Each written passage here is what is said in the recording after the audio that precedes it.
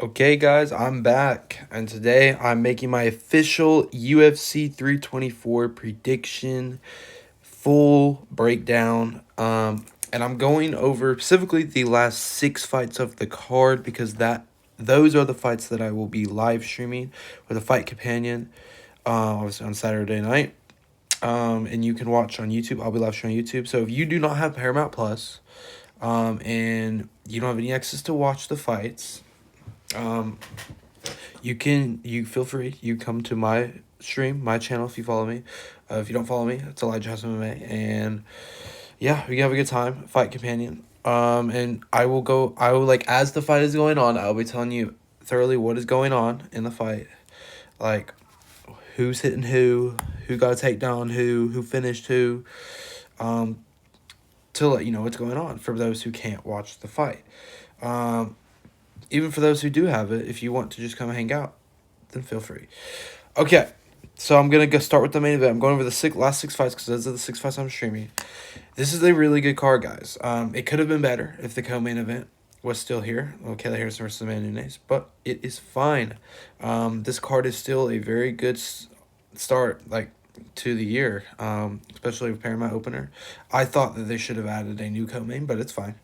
I'm still grateful for the card. So, main event, of course, Justin Gaethje versus Paddy Pimblett. Yeah, this is a good fight right here, guys. Let's see what we got here. Yeah, Justin Gaethje versus Paddy Pimblett, very good fight. This fight is very. What's the word for it? It's very interesting. It's very complicated fight to predict. I've been going back and forth, I'll be honest, on who I got here. It's very, very close. Like, this is a dead even 50-50 fight, in my opinion. Like, on paper, when you look at it. I've been seeing how they've been preparing for the fight. Looking at the shape they're in, and from what I'm seeing, I'm pretty much 50-50 on who I think wins this fight. I think it's probably going to be a really competitive one. This is how I think it's going to go. I think Gaethje is going to look pretty good in this fight. I think he's going to look pretty good. I think Paddy's going to look pretty good. This is the first time. Well, it's the second time that Paddy Pimblett's ever been in a 5-round fight, from what I remember. He's never actually been to the 4th and 5th round. Gaethje has so much experience there. He's got more experience. He's been in title fights before. This is Paddy's first title fight. It's an interim title fight, but still technically a title fight. So it makes it very interesting. They are both pretty much on paper dead even in skill when you look at it all around. Very, very competitive, close fight. At first, I was leaning toward Justin Gaethje.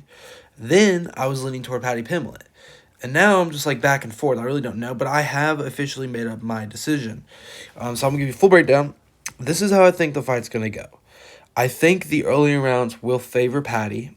I think he's going to be on the front foot. I think he's going to be wrestling early. I think he's going to have some pretty good success in the first few rounds of the fight with his wrestling. I think he's be able to get Gaethje down a little bit. If he consistently pressures Gaethje with the wrestling and shoots good attempts. I think he'll control him pretty well. I don't think it'll be like a maul, like where he's just mauling him the whole fight. But I think he will be able to control Gaethje pretty well. Gaethje does have that wrestling experience, but he doesn't really train in wrestling much. I can see that's why he never really wrestles. He strikes. He loves to strike. Now, Justin Gaethje obviously has the striking advantage in this fight. So it makes it very interesting. But Paddy can also handle himself in the striking. Paddy can strike. He's dropped many people. He's pieced up many people. He's outstruck many people. Gaethje, however, come on. Gaethje's obviously the better striker. I mean, if you look back on Justin Gaethje's career, he's been in all these wars. Knocking out Dustin Poirier is not an easy task.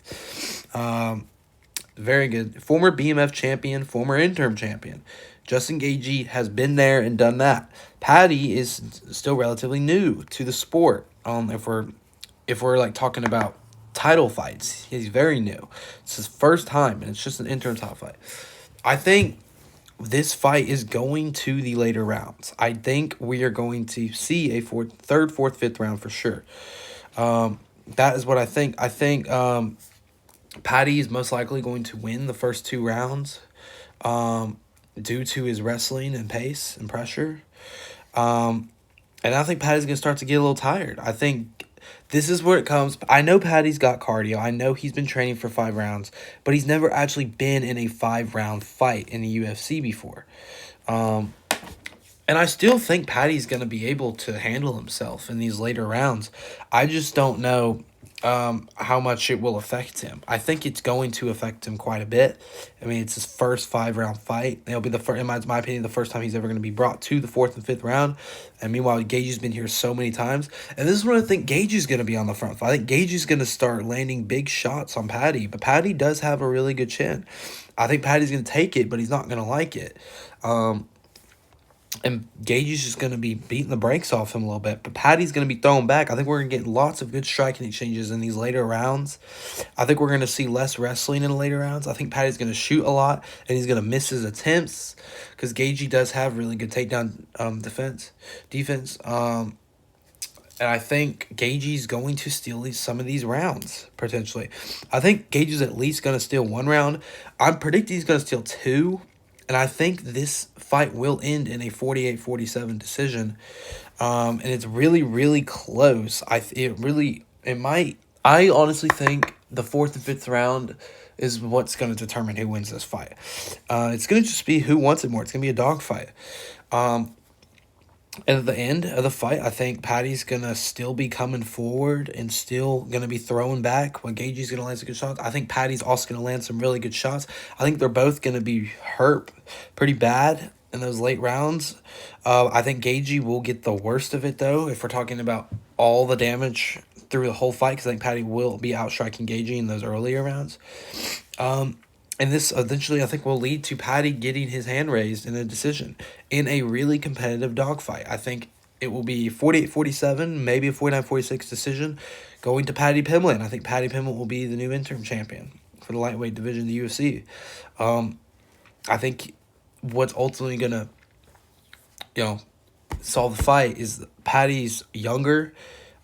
He's more fresh. He's more loose. He's he's got a better chin. His wrestling's better. And he's just younger. And I think age is going to be the biggest factor in this fight. So, for that reason, I am picking Paddy Pimblett to win. I think there are other outcomes. I think Paddy could finish him, TKO or submission. More likely TKO.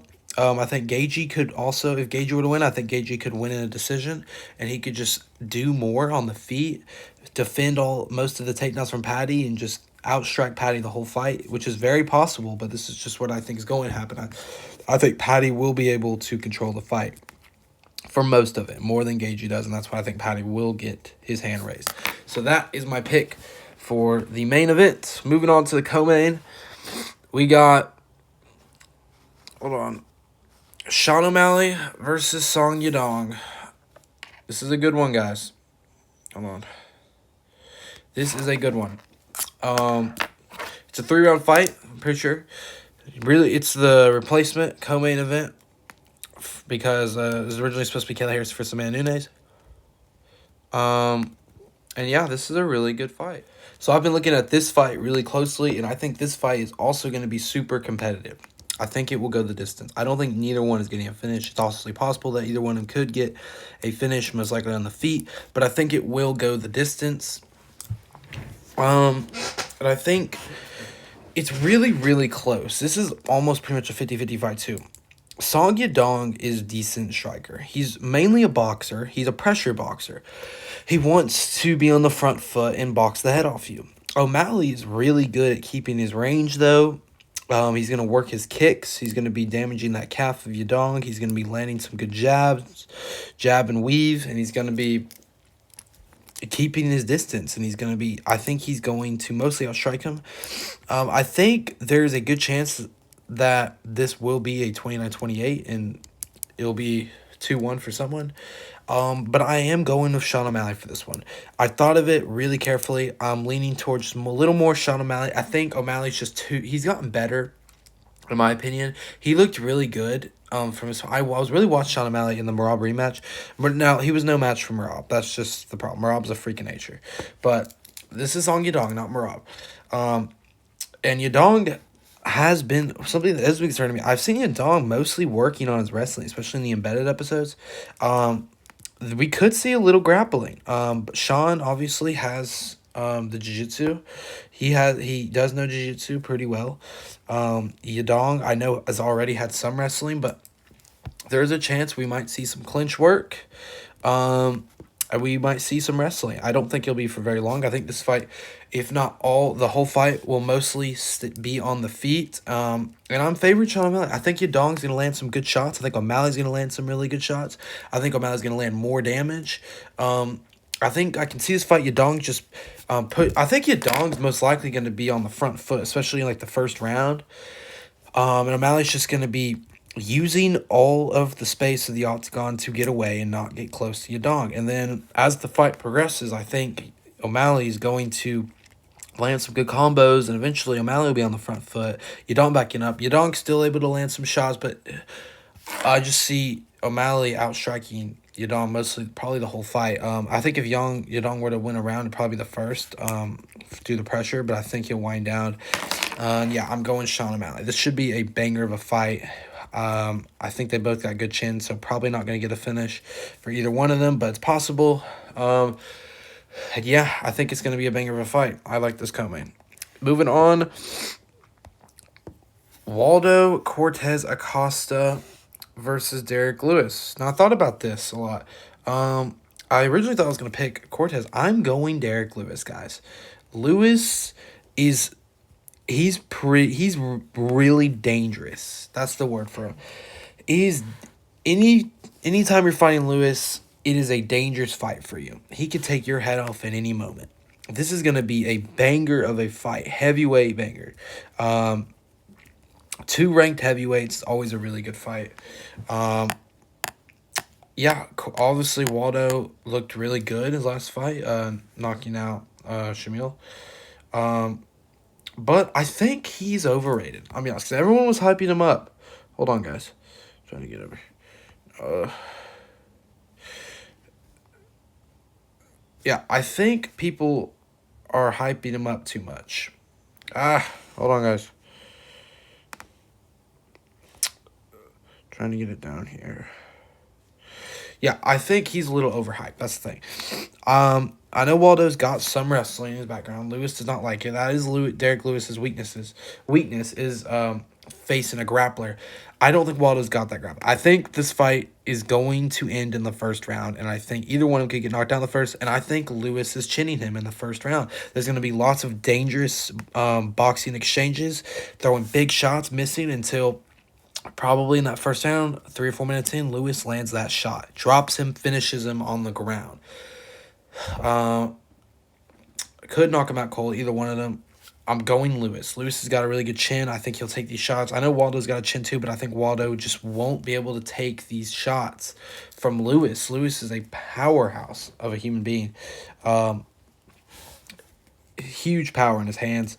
And yeah, I'm going with Lewis. A lot of people would probably disagree and go Waldo here. You think he's more skilled? I don't think Waldo is that really much more skilled than Lewis. I think Lewis is up there with them, and I think Lewis is gonna get up these rankings after I think he will knock out Waldo. I think it's possible if it doesn't go in the first round. The longer this fight goes, I think it will favor Waldo Cortez Acosta.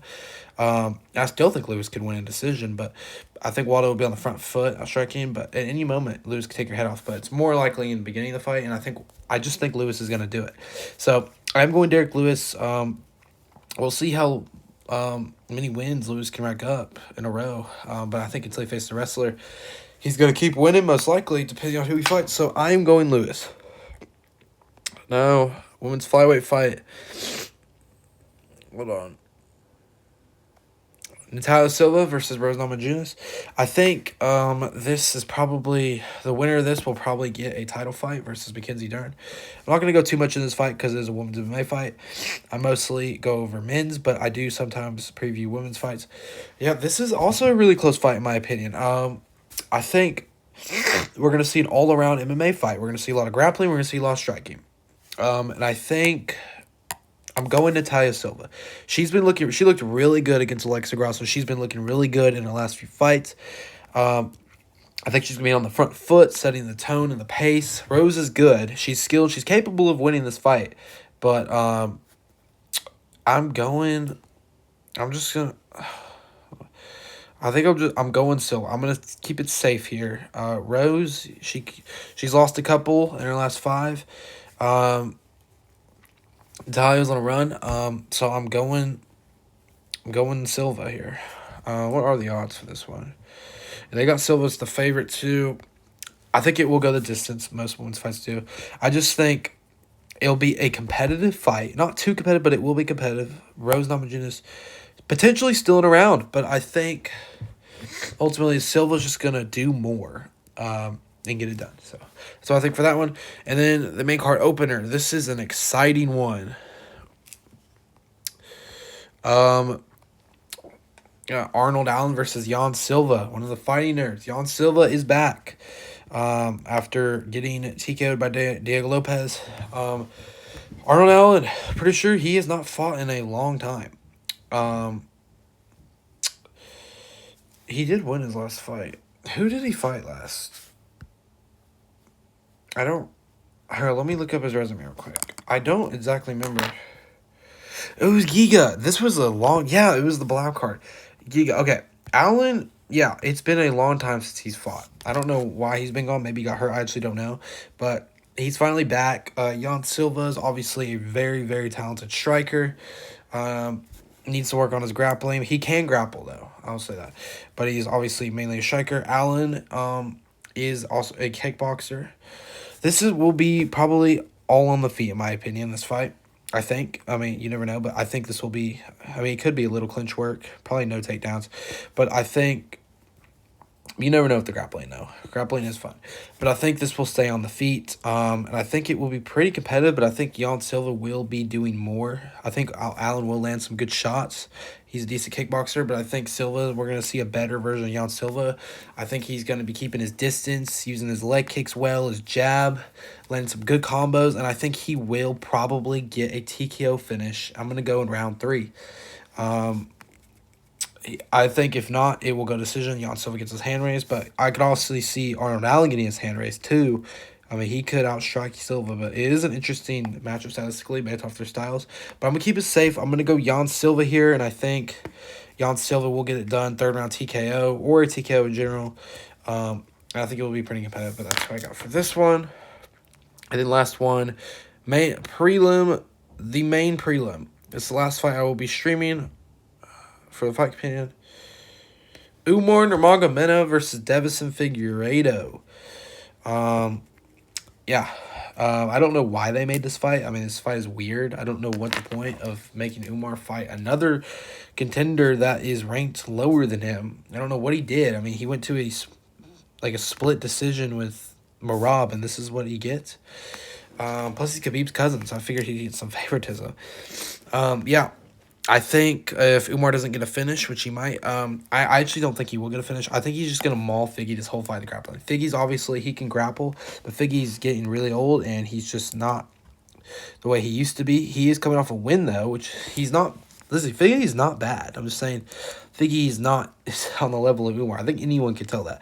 So I think Umar, I think this fight will mostly stay on the ground. I think Umar's going to quick takedown. I think Umar's just going to out-grapple Figgy and maul him the whole fight and just out-grapple him.